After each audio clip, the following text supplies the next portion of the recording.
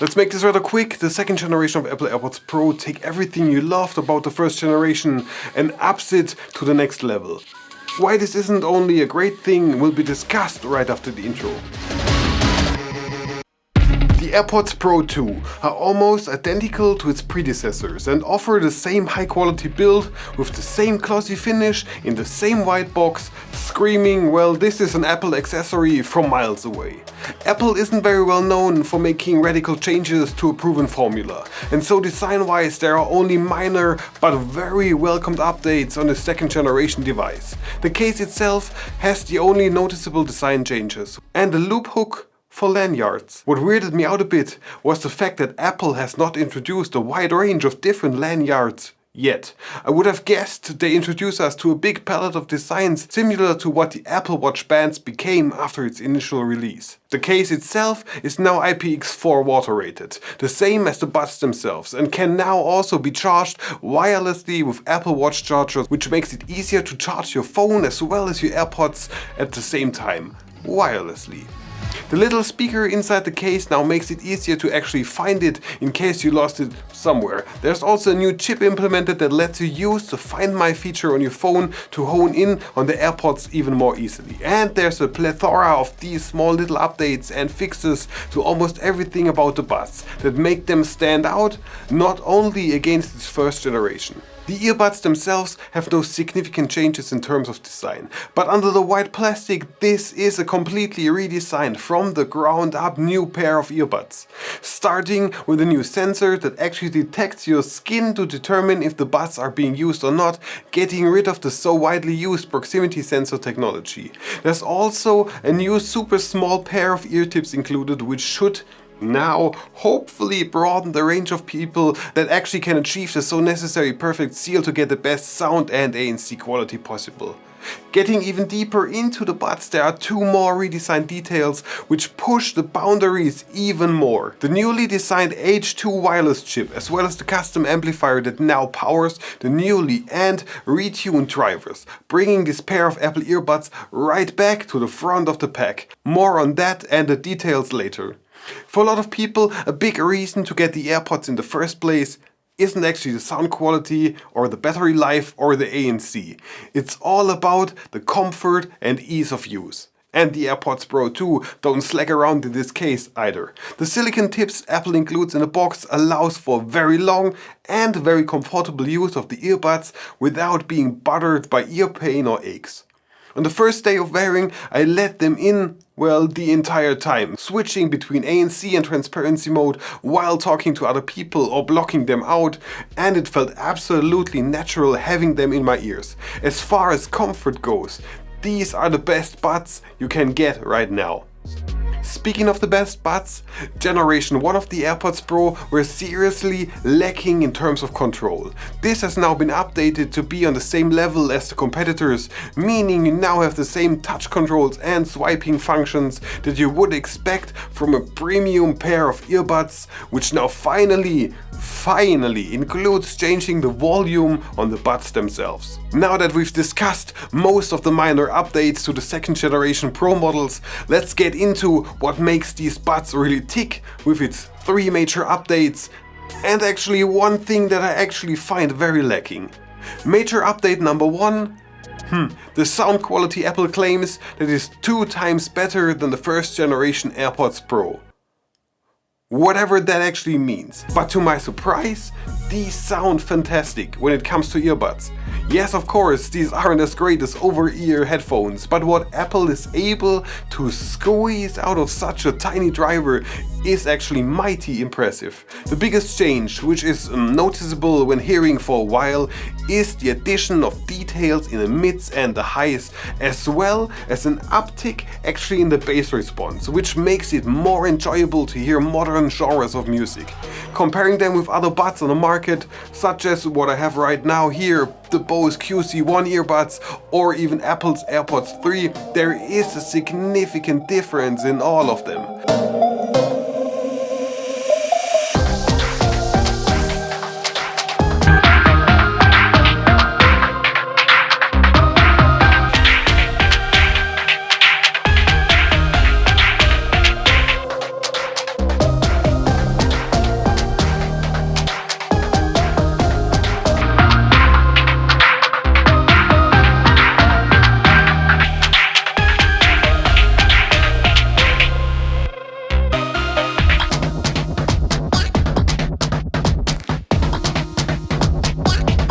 Another thing Apple does very well with its newest Pro models and even the third version of the regular AirPods is the Dolby Atmos spatial audio compared to its competitors.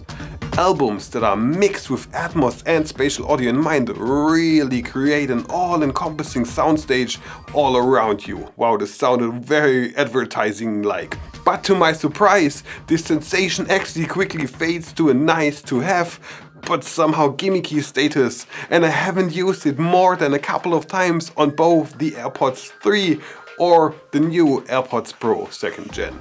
It's great, but actually not my preferred style of listening to music.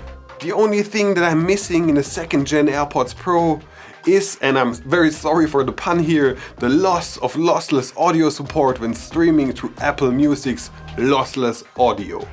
This is a problem with the Bluetooth codec, and I would have guessed that Apple will actually release a new pair of earbuds in their Pro lineup as soon as they got that fixed, but it looks like this is something you have to skip until the next generation of earbuds from Apple. Or you actually wait until the new Neural Through Pro earbuds will be released in December of 2022, which Neural themselves claim to be the first real through lossless audio earbuds over Bluetooth. I pre-ordered a pair over Kickstarter and will create a review as soon as they arrive at my studio. If you are interested in that, feel free to subscribe to this channel for more updates on this and many more things in the future. Now back to the AirPods Pro 2nd generation and the second major update. A lot of seconds in this section. Fuck me. The noise cancellation is really good this time around. Hey, I used my only fuck that I am... Oh, there was... When it's on the ANC with its two microphones, one for noises coming actually from the outside and one on the inside catching noises that went past the seal created by the tips, is flipping great and among the best that I've heard so far. It can actually cancel out all the regular traffic noises you hear when traveling by a car or train or whatever. It picks off most of the regular noises produced inside your home. And actually when music is turned on, it almost kills 100% of the outside sounds coming in. This goes as far as cancelling out people talking to you, sitting right in front of you, trying to speak directly with you. Experiencing this for the first time is actually scary as well as wonderful. It's a mixed bag of emotions and something you have to actually hear for yourself to actually believe it. But of course, here's an example of what it feels like having them on your head while hearing noises from your daily life.